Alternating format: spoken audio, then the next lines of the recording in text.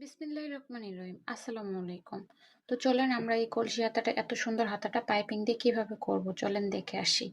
তো আমি আগে এই যে কাটমার দিয়ে নিলাম, তারপর এই কাটমারটাও আমি কুচি দেওয়ার জন্য আর কি আমি ওটা কাটমার দিয়ে রাখলাম আগে।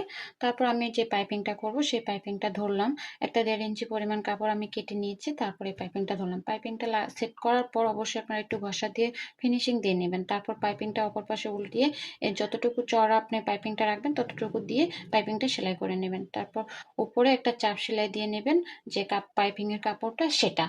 তো ভিডিওটি যদি আপনার একটুও ভালো লেগে থাকে তাহলে অবশ্যই লাইক কমেন্ট শেয়ার করবেন। পেজটা যদি ফলো দেওয়া না থাকে অবশ্যই প্লিজ ফলো দিয়ে সাথে থাকবেন, যাতে নতুন নতুন ভিডিও ছাড়ার সাথে সাথে আপনাদের কাছে পৌঁছে যায়।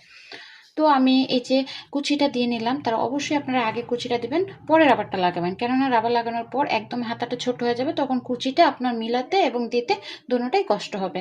তো অতএব আপনারা রাবারটা আগে লাগাবেন। তো তারপরে এই যে আমি হাতটা সামনে রেখে টেনে রাবারটা লাগাবো। তারপর দেখেন এই যে হাতাটা কত সুন্দর হয়েছে। পরবর্তী ভিডিও আসা পর্যন্ত ভালো থাকবেন, সুস্থ থাকবেন, সাবধানে থাকবেন। আল্লাহ।